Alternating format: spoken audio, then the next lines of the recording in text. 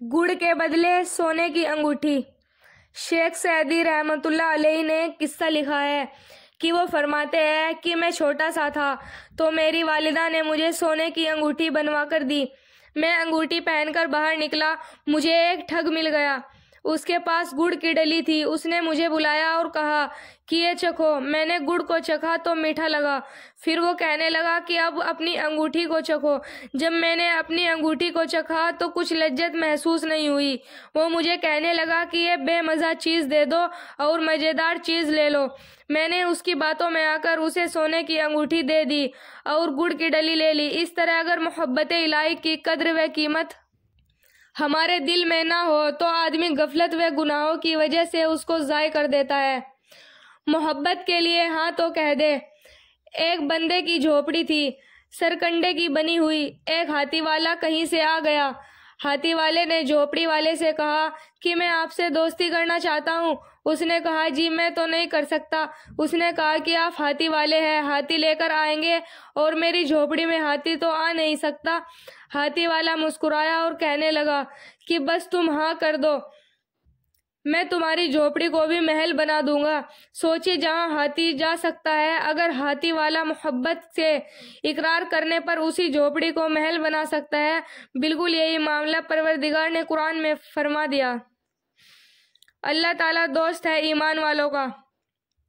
अल्लाह ताला की मिसाल हाथी वाले की तरह है और मोमिन की मिसाल झोपड़ी वाले की है।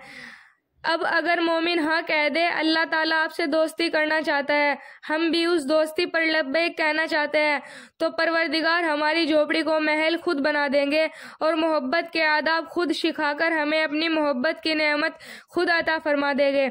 बड़े की तरफ से मोहब्बत का इशारा है, तो जब इशारा है तो हम उसके लिए हाजिर हैं कि ए महबूब, हम आपसे मोहब्बत के लिए तैयार हैं, आप हमें अपनी मोहब्बत में शामिल कर लीजिए। महबूब मिला, सब कुछ मिला। सुबक्तीन बादशाह अपनी एक बीवी से बहुत ज़्यादा मोहब्बत करता था। एक बार दूसरी बीवियों ने उससे कहा कि आप अपनी बीवी फला से ज़्यादा मोहब्बत करते हैं, हालांकि हुस्न में हम उससे ज़्यादा है, समझदारी में भी हम उससे ज़्यादा है। आखिर उसमें कौन सी ऐसी ख़ास बात है, हमें तो उसके अंदर कुछ नज़र नहीं आता, मगर आपकी मोहब्बत की निगाहें जो उस पर उठती है वह किसी दूसरी बीवी पर नहीं उठती। आखिर क्या वजह है? बादशाह ने कहा, अच्छा मैं कभी इस बात का जवाब दे दूंगा। उसके बाद उसकी बीवी यह बात भूल गई। एक दिन सुबक्तीन ने अपने घर के सहन में बैठकर कहा, आज मैं अच्छे मूड में हूँ, इसलिए मैं चाहता हूँ कि मैं तुम में से हर अच्छे इनाम से नवाजूँ। ये बात सुनकर खुश हो गई कि आज हमें शाही खजाने से इनाम मिलेगा। शहन में सोने चांदी और जवाहरात के ढेर लगा दिए गए। बादशाह ने सबको बुलाकर कहा कि इस शहन में जो चीज़ें पड़ी है उनमें से जिस चीज़ पर जो बीवी के हाथ रख लेगी उसको वह चीज़ इनाम के तौर पर दे दी जाएगी। चुनाचे जिस वक्त मैं इशारा करूं तुम दौड़कर अपनी पसंद की चीज़ पर हाथ रख लेना। बीवियाँ तैयार हो गई और उन्होंने अपनी अपनी पसंद की चीज़ों पर निगाह जमा ली। किसी ने याकूत के ऊपर, किसी ने हीरो के ऊपर, किसी ने सोने के ऊपर, किसी ने चांदी के ऊपर। बादशाह ने इशारा किया तो बीवियां दौड़कर अपनी अपनी पसंदीदा चीज़ों पर हाथ रख लिए, लेकिन वह बीवी जिस पर उसकी मोहब्बत की खास नज़र रहती थी वह अपनी जगह ही खड़ी रही।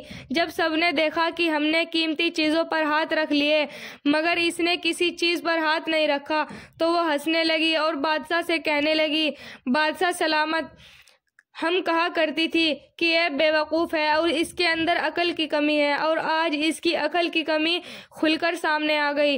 यह तो बस सोचती रही, लिहाजा आज इसके पल्ले कुछ नहीं आएगा। बादशाह ने उससे पूछा कि ये अल्लाह की बंदी, तूने किसी चीज़ पर हाथ क्यों नहीं रखा? वो कहने लगी, बादशाह सलामत, मैं पूछना चाहती हूँ कि आपने यही कहा है ना कि आज जो जिस चीज़ पर हाथ रख लेगी वह उसकी हो जाएगी। बादशाह ने कहा, हाँ यही तो मैंने कहा है। उसने ये सुना तो आगे बढ़ी और बादशाह के कंधे पर हाथ रख लिया और कहने लगी, बादशाह सलामत, जब आप मेरे हो गए تو سارا خزانہ میرا بن گیا۔ بادشاہ نے اس کی یہ بات سن کر اپنی دوسری بیویوں سے کہا کہ دیکھو، اس کی عقل بندی اور محبت کی وجہ سے میں اس کے ساتھ زیادہ محبت کرتا ہوں۔ اسی طرح جب انسان محبت الہی کو تھام لیتا ہے تو کائنات کی چیزیں ان کے لیے مختصر قابو ہو جاتی ہے۔ محبت الہی میں مولانا محمد علی ظہور رحمۃ اللہ علیہ سرسار مست۔ مولانا محمد علی ظہور رحمۃ اللہ علیہ قریب زمانے میں ایک بزرگ گزرے ہیں۔ ہمارے نقش بندی بزرگوں کے سائے میں رہے، ان سے تربیت پائی۔ اللہ تعالیٰ نے ان کے دل میں اپنی محبت بھر دی، دل میں عہد کر دیا کہ مسلمانوں کو جب تک آزادی نہیں ملے گی میں اس وقت تک قلم کے ذریعے سے جہاد کرتا رہوں گا۔ لہٰذا انگلینڈ تشریف لے گئے۔ وہاں اخباروں میں اپنے مجنون لکھتے تھے کہ انگریزی کو چاہیے کہ وہ مسلمانوں کو آزادی دے دے۔ کلمے جہاد کرتے رہے اور یہ نیت کر لی کہ جب تک آزادی نہیں مل جاتی واپس گھر نہیں جاؤں گا۔